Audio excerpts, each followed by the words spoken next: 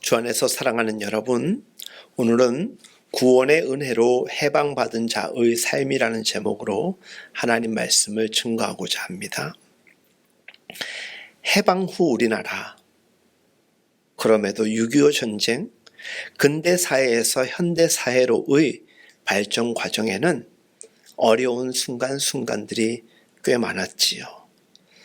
해방받은 자의 참된 자유, 그것은 우리에게 실로 큰 은혜였습니다. 그 자유함에서 시작된 번영과 부요함을 지금 우리는 누리고 있기 때문입니다. 그런 면에서 우리 스스로 해방받은 자의 삶이 주는 유익을 누리고 지속하기 위해서 마땅히 의무와 책임, 우리의 공존을 위해서 힘써야 할 것입니다. 특별히 분열과 다툼이 가득한 이 땅에 온전한 회복과 부흥을 위한 상호 존중, 통합, 행복한 공존이 함께할 수 있기를 간절히 소망합니다. 옛날 로마 시대에 황제 숭배가 있었습니다. 그 시대 황제는 신적 존재로 숭배되던 시대였습니다. 그러한 황제가 어느 지방 도시를 방문하면 그 지역 전체의 영광일 뿐만 아니라 세금 감면, 도로 건설, 극장 건립과 같은 많은 특혜가 베풀어졌습니다. 지금도 나라의 소위 윗분이라는 분들이 지방 어느 곳을 가게 되면 새 단장을 하는 곳도 있지 않습니까? 소위 높은 사람이 어느 특정 지역을 방문한다라는 것은 그곳 사람들에게는 많은 축복이고 기쁨일 것입니다. 오늘 디도서 본문에 보니까 이와 같은 말씀이 전해지고 있습니다. 모든 사람에게 하나님의 구원의 은혜가 나타났다. 모든 사람에게 나타난 하나님의 구원의 은혜는 예수 그리스도께서 인간으로 이 땅에 오신 것입니다. 이것을 신학적으로 성육신이라고 이야기를 합니다. 하나님의 육신 대신 예수 그리스도의 오심은 황제의 방문과는 비교할 수 없는 아주 특별한 혜택입니다. 8.15 해방과도 비교될 수 없는 로마 황제가 줄 수 있었던 세금 감면, 도로 건설, 외국 권력으로부터의 해방 그 정도가 아니라 인간의 구원, 그리고 죄에서 자유함입니다. 디도서에서 말하는 인간 구원은 베드로 전서에서와 같이 낡고 무의미한 삶의 틀에서의 해방 정도가 아니라 여기서 말하는 구원은 세상의 욕망과 하나님의 부재 상태에서조차도 하나님의 함께 하시는 그 은혜의 자유요 참된 해방인 것입니다. 사람들은 하나님이 안 계신 것처럼 살아갈 뿐만 아니라 하나님께서 자신에게 무엇을 원하시는지 전혀 관심조차 갖지 않습니다. 그들은 하나님을 부인하고 법을 어기며 율법과 삶의 규범을 고려하지 않는 삶을 살아갑니다. 그런 그들은 그저 자신들의 욕망의 지배를 받고 살아갈 뿐입니다. 그들은 결코 자유롭지 못한 사람들입니다.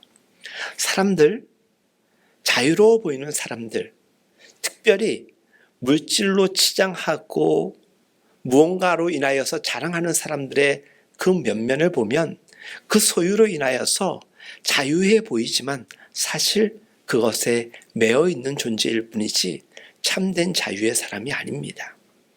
정말 자유한 사람은 그 어느 것에 기속되지 아니하고 얽매이는 법이 없는 것입니다. 그들이 갖고 있는 사물에 대한 잘못된 표상들이 어쩜 그들의 욕망을 더욱더 부추기에 그들은 세상의 노예로 살아갈 뿐입니다. 그들은 오로지 세속적인 사물과 소유물, 먹고 마시기의 성적 만족감에 집착할 뿐인 것이지요. 하나님은 이러한 데서부터 인간을 해방시켜 주심으로 오늘 말씀에 나와 있듯이 우리의 삶에 신중함, 의로움, 경건함으로 살아가도록 인도하십니다. 그것이 마땅히 자유케 되고 해방받은 자의 자세라는 것입니다. 이것이 디도서에서 말하는 하나님의 현현으로 베풀어지는 은혜의 선물인 것입니다. 본문의 이러한 사실에 대해서 이렇게 표준세번역에서는 이야기를 합니다.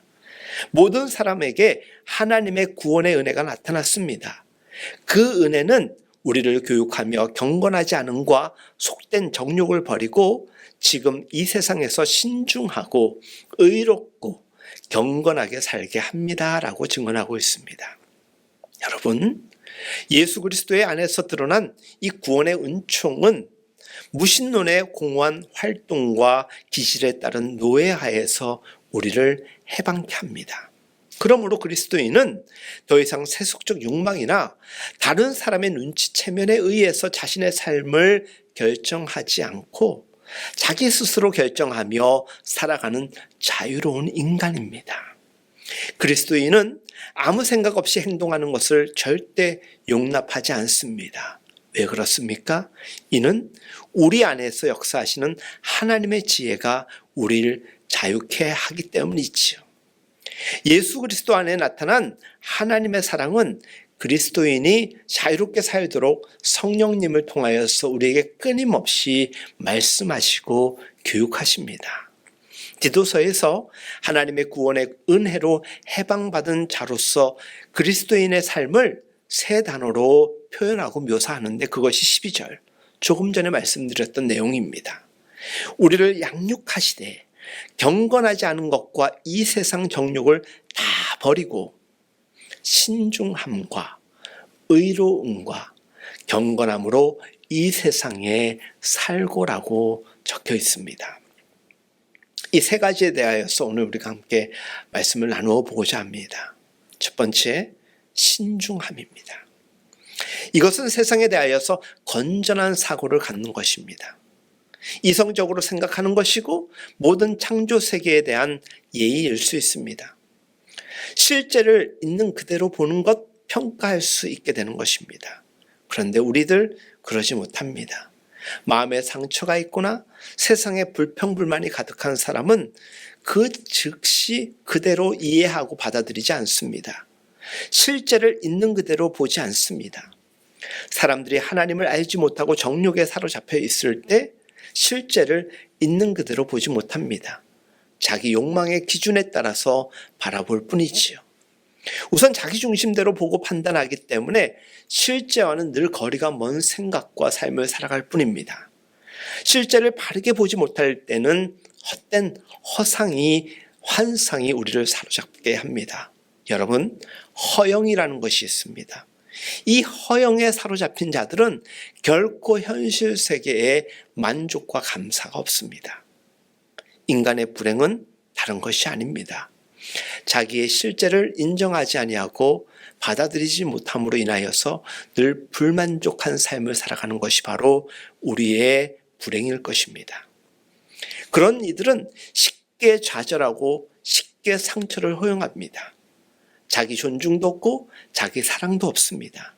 하나님이 우리를 사랑하시고 그만큼 우리가 고귀한 존재임을 우리 스스로가 인정한다면 결코 우리는 불행하지 않을 수 있지 않습니까?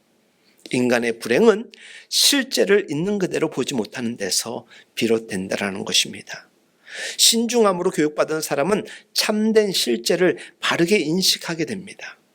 현재를 바르게 인식하고 매 순간 온전히 현재에 머물게 됩니다. 신중히 생각하면 하나님이 나와 함께 하시고 나와 동행하시기 때문에 오늘의 지금을 회피하지 않습니다. 그런데 자꾸 불평불만하면 오늘과 현재를 부정하고 먼 미래를 자꾸 앞서가려고 할 때가 참 많습니다. 그런 이들에게는 오늘의 노력과 오늘의 수고가 부정되기 때문에 그와 같은 미래가 절대로 담보될 수가 없습니다.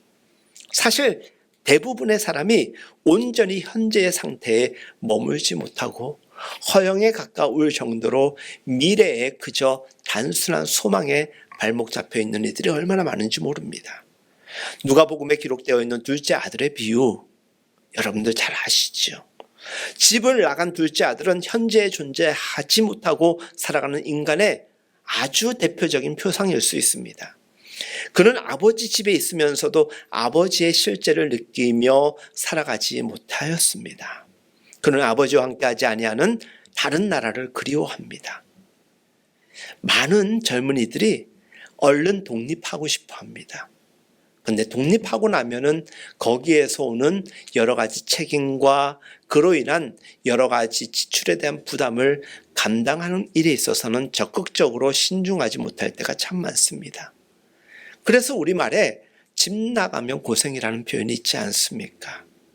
그 둘째 아들은 아버지가 늘 곁에 있다라는 것을 불편하게 여겼을 뿐, 그 아버지로부터 제공받는 안락함과 편안함과 유익을 감사하지 못했던 것입니다. 그는 아버지와 함께하지 아니하는 다른 세계를 늘 동경했던 것입니다. 그곳에 가면 자신의 정욕대로 하고 싶은 것을 마음대로 할 수 있을 것이라는 환상으로 인하여서 그는 아버지를 떠나고 싶었던 것이고 결국 아버지를 떠나게 됩니다. 그는 환상의 세계로 달려나갑니다. 그에게 있어서는 그것이 미래였고 개척이었고 발전이라고 생각했지만 그에게는 그 즉시 현실 세계가 더 체감적으로 느껴질 뿐이었던 것입니다. 그곳에는 그를 진정하게 행복할 수 있었던 것이 아무것도 없었습니다. 수고와 땀과 노력과 심지어 눈물이 시작되었습니다. 그는 그의 삶의 비참성 가운데서 뒤늦게 실제를 인식하게 됩니다. 그리고 나서야 참된 실제의 삶을 향하여 다시 발걸음을 옮기게 됩니다. 그는 비로소 허구와 실제를 바르게 보게 됩니다. 그가 전에 그렇게 동경하였던 그 화려함과 멋짐, 아름다움이 얼마나 가상이었다라는 것을 그는 잘 깨닫게 된 것입니다. 디도서의 저자 바울은 예수 그리스도 안에서 로마 사회를 바라보게 될 때 로마 사회가 만들어 놓은 이 만족을 추구하는 삶이 얼마나 허구적이고 실제가 아닌 가상임을 보게 됩니다. 바울은 사랑하는 믿음의 동역자 디도에게 그 사실을 서신으로 상세히 말하고 있습니다. 여러분, 신중하게 사는 그리스도인은 결코 망상과 허용, 정욕으로부터 해방된 사람입니다. 신중하게 사는 사람은, 특별히 신중하게 사는 그리스도인은 그가 상상하는 대로 세상과 사람이 바뀌라고 요구하지 않습니다. 그리고 그 자신이 지나치게 다른 사람의 기대에 부합되게 살아가려는 부담으로부터도 자유롭습니다. 여러분들, 우리가 신중하자라는 것은, 그래서 구원의 은혜로 해방받은 자의 삶이 신중할 수밖에 없다라는 것은 결코 보이는 대로 우리가 그 자체로 잘 해석을 해내며 우리가 부족하고 연약하여서 어려울 때는 전능하신 하나님께 의존하는 것이고, 때로는 감사하고 행복함이 넘쳐날 때는 하나님 앞에 우리의 동행하심을 감사하며 찬양할 뿐인 것이지요. 그래서 진정 해방받은 자의 삶은 이전에 경험하지 못했던 그 자유와 그 은혜로 말미암아서 늘 감사가 신중하게 고백되어지고 또한 하나님을 향하여 찬양드려지는 삶이라는 것입니다. 그 다음은 성경이 의로움이라고 이야기를 합니다. 여러분, 의로움은 삶의 질서, 즉 사회와 하나님께서 요구하시는 생명의 질서에 따라서 올바르게 사는 것입니다. 그렇게 사는 사람은 자기 자신에게 상처를 입히지 않을 뿐만 아니라 다른 사람에 대하여서도 올바르게 공정합니다. 많은 사람들은 사치품을 점점 더 많이 가짐으로써 더 많은 것을 얻기 위하여 더 많은 돈을 벌면서 자신들의 외적 상황을 지금보다 더 낫게 만들고 싶어 합니다. 그리고 오로지 다른 사람의 작은 배려, 인정을 얻기 위하여서 자신의 전 생애를 걸고 노력하며 애쓰는 사람이 참 많습니다. 저는 가끔 이런 분들을 보면 자존감이 약한 분이구나라는 것을 느낍니다. 겉으로 치장을 하면서 자기를 거대하게 포장하려고 하는 사람들인 것입니다. 자기 안에 주신 하나님의 은혜가 감사하고 그로 인하여서 자유케 된 사람은 그 어떤 것에도 구애함이 없이 그 자체로 감사하며, 그리고 조금 전에 말씀드린 대로 실제를 그 자체로 받아들이면서 소망 가운데 살아가는 것이죠. 결코 허영에 빠져들지 않습니다. 다른 사람으로부터 인정받기 위하여서 살아가는 사람이 아니라 자기를 위하여서 살아갑니다. 여러분, 제가 이런 표현을 비유로 말씀드리는 것이 적절한지 모르겠습니다. 가끔 보면은 아주 비싸고 좋은 백 하나가 우리의 한 달 월급보다 훨씬 비싼 그런 제품들이 많습니다. 그런데 그런 제품들을 제가 많이 보거나 만져보진 못했지만 이게 실제로는 우리가 가지고 다니는 에코백이나 백팩보다 더 실용성이 있는 백일까 생각하면 우리가 장식하고 디자인에는 굉장히 우리를 돋보이게 할 수 있지만은 실용성에 있어서는 아마 역부족일 것입니다. 그렇다고 하여서 그런 걸 가지고 있는 분들에 대하여서 제가 폄하하고자 함은 아닙니다. 무슨 이야기를 하고자 함이냐. 정말 그러한 상황이 여건이 돼서 그런 것을 가지고 다니면 몰라도 그럴 형편이 안 됨에도 불구하고 시대적 상황이 그런 것을 꼭 갖게 하는 욕망으로 이끄는 분위기가 있다 보니까 먹을 거 못 먹고 누려야 될 거 못 누리면서 그거 한 개, 두 개 구입하기 위해서 거기에 노예가 되어서 거기에 자기의 인생을 희생시키는 분들이 있다라는 것을 제가 말씀드리고 싶은 것입니다. 어떤 분이 저에게 이런 이야기를 합니다. 아파트, 내 집 마련하는 것, 포기하는 것은 아니지만 이제 저에게로부터 내려놓기로 했습니다. 제가 물었습니다. 무슨 뜻입니까? 아니, 아파트 한 채 마련하기 위해서 평생 그것 때문에 은행에 내 발목과 내 인생이 잡혀버리고 그 원금과 이자 갚는 것 때문에 스트레스 받느니 내 형편에 맞는 주거 환경을 준비하고 거기에서 그냥 편안하게 내 여건에 맞춰서 행복하게 내 가족들과 살기로 했습니다라고 이야기를 하더라고요. 많은 사람들이 세상에 발목 잡히고 그것의 노예처럼 자기 자신을 희생하는 이들이 얼마나 많은지 모릅니다.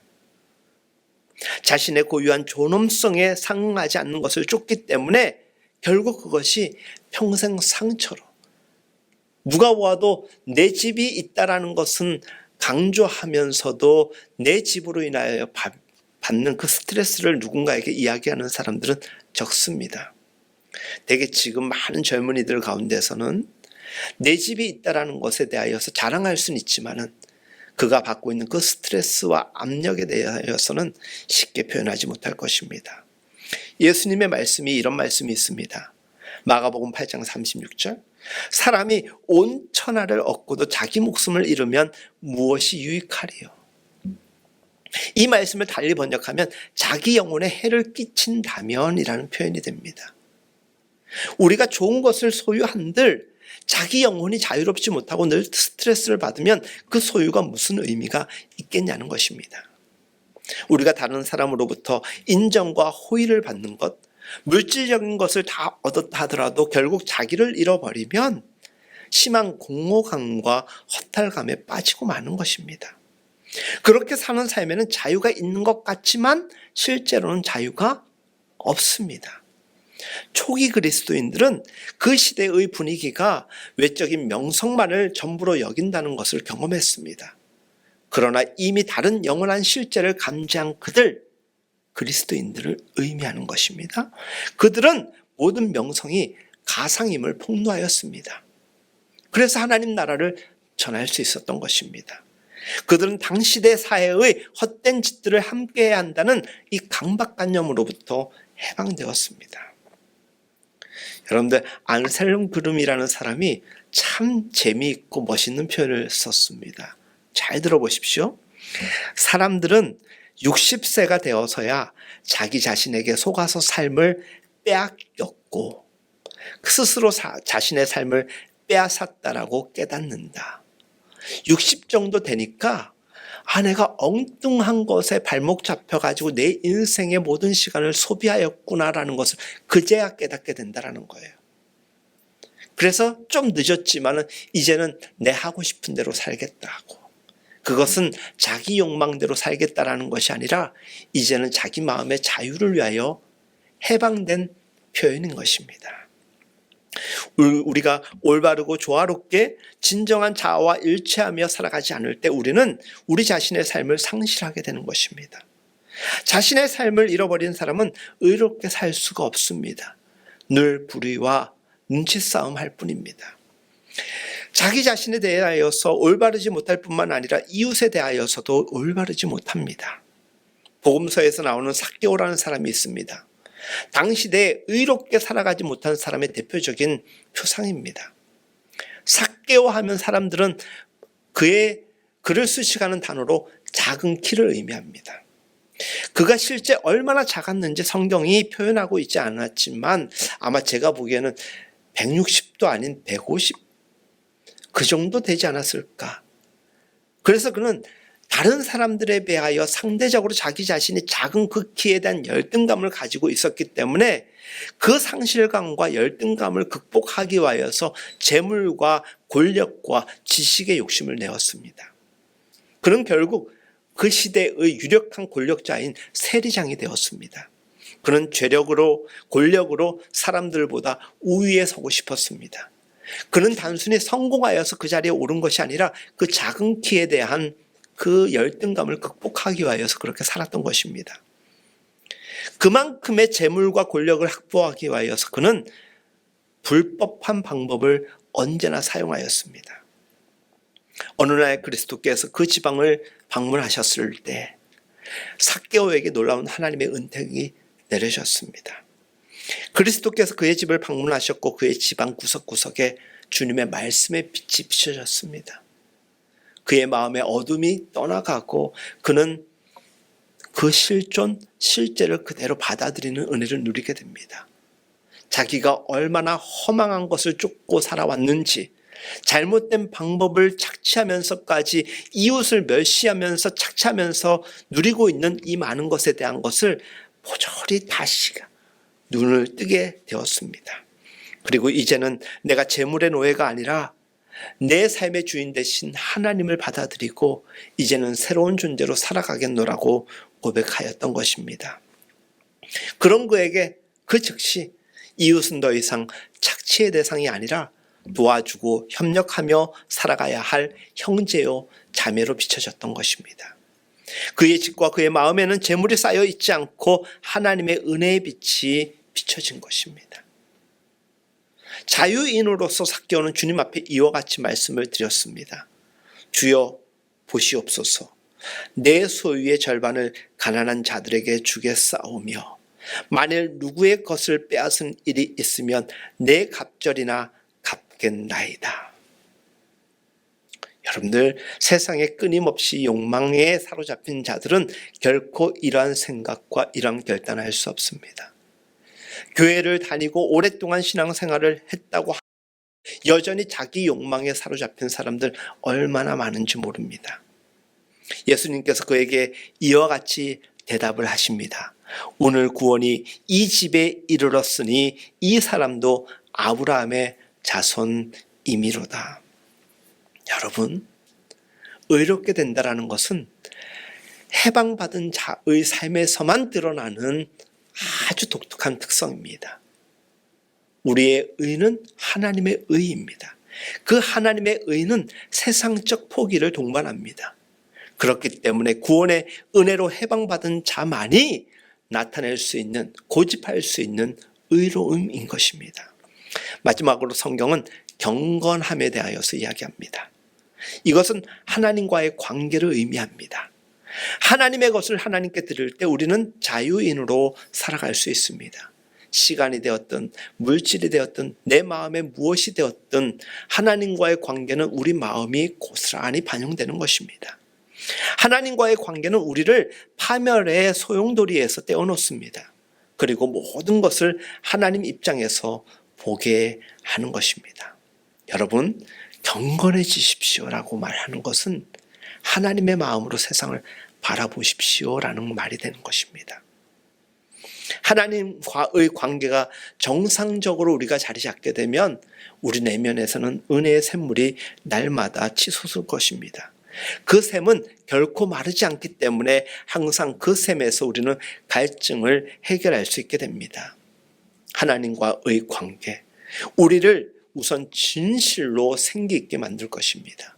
여러분, 우리가 경건하다.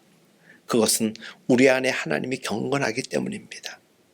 그렇기 때문에 하나님을 인정하였기 때문에 내 삶을 더 이상 더럽히지 않기 위하여서 진리 안에서 살아가고자 발버둥 치는 것입니다. 우리가 하나님을 경외하면서 살아가면 우리는 인간의 비극 전체를 발견하게 됩니다. 무슨 말입니까? 턱없이 부족하고 지저분한 우리 인생을 하나님 앞에서 세척받는 것이 되는 것입니다.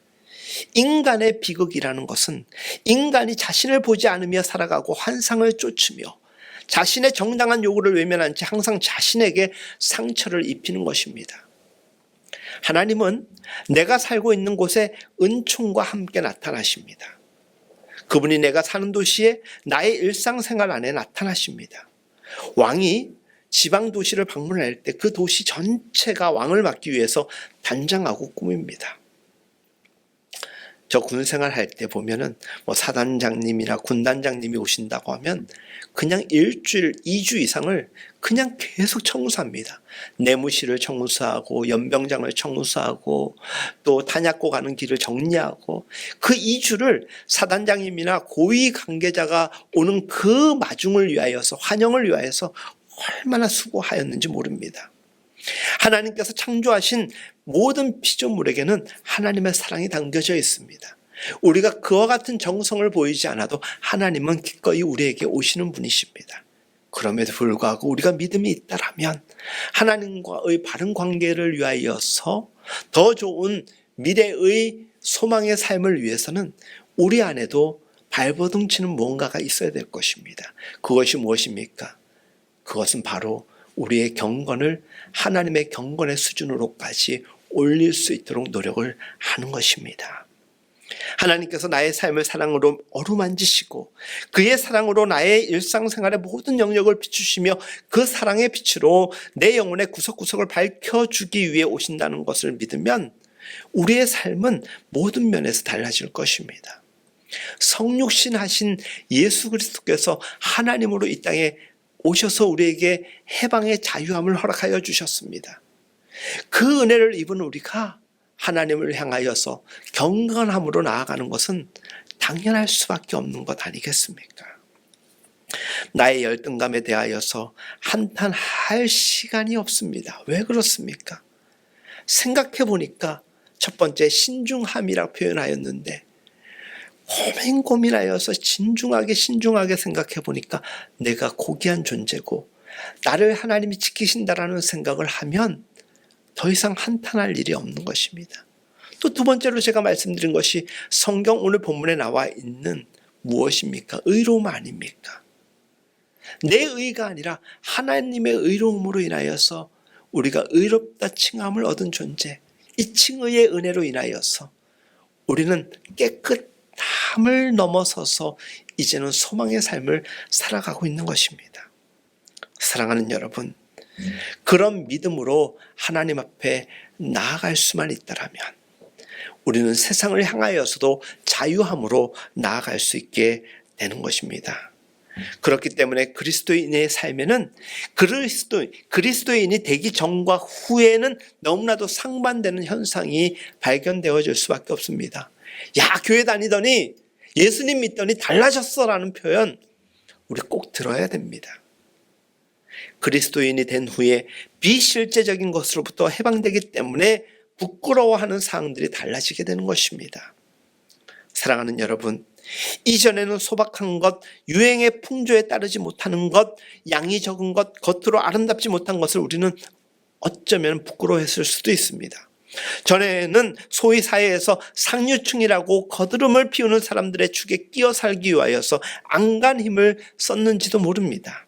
그러나 우리가 그리스도 안에서는 그러한 것들이 모두 비실제적인 것을 알았기 때문에 이제는 허상과 허영을 쫓는 존재가 아니라 자기 본연의 모습에 집중하는 것입니다. 하나님의 창조 질서로 하나님의 DNA가 고스란히 담겨져 있는 우리로 하여금 하나님이 태초에 원하시고 바라보시는 그 모습으로 우리의 초점을 옮겨가는 것입니다. 우리에게 하나님의 구원의 은혜가 이르렀습니다. 그 구원의 은혜는 우리를 하나님 없이 살던 삶에서, 정욕의 노예적인 삶에서 우리를 해방하여 주셨습니다. 그리고 우리를 새로운 자유인으로 살게 만들어준 것입니다. 주 안에서 사랑하는 여러분, 이 사실을 믿고 감사할 뿐 아니라 선포하고 전해야 할 사명으로 부름받은 우리입니다. 물론 이보다 앞서서 우리가 그와 같은 구원의 은혜를 입은 자로서, 그래서 진정한 해방받은 자로서의 삶을 살 때 오늘 본문 15절에서 이와 같이 우리에게 요청하고 있는 것이 아닐까요? 업신여김을 받지 않게 될 것. 여러분, 요즘 그리스도인들이 얼마나 많이 세상 사람들로부터 손가락질 받는지 모릅니다. 사람들에게 있어서 기독교는, 그리스도인들은 업신여겨지는 존재가 되어버리고 있습니다. 전혀 성경적이지 못한 현상입니다. 성경적인 삶을 살지 못했던 그 수많은 믿음의 전 사람이 아니라 지금 우리들 때문에 이와 같은 업신여김을 받는다라면 우리 스스로 민망히 여기고 회개해야 할 것입니다. 업신여김을 받지 아니하는 기독교인으로서 살아가는 것이 존중받아 마땅하고 사람들이 흠모할 만한 대상이 될 수 있기를 간절히 바랍니다. 말씀을 마무리합니다. 구원의 은혜로 해방받은 자의 삶은 무엇입니까? 오늘 이 세 가지에 여러분들 꼭 유념하시고 또 한 해를 마무리하시고 새해에도 그와 같은 삶을 살아가는 우리가 되었으면 좋겠습니다. 오늘 그 세 가지는 무엇이었습니까? 신중한 삶, 의로운 삶, 경건한 삶이라는 것입니다. 이 세 가지의 삶의 원칙을 가지고 살아가며 하나님의 영광 가운데서 언제나 온전히 은혜에 반응하며 살아가는 우리 모두가 될 수 있기를 예수님의 이름으로 축복합니다.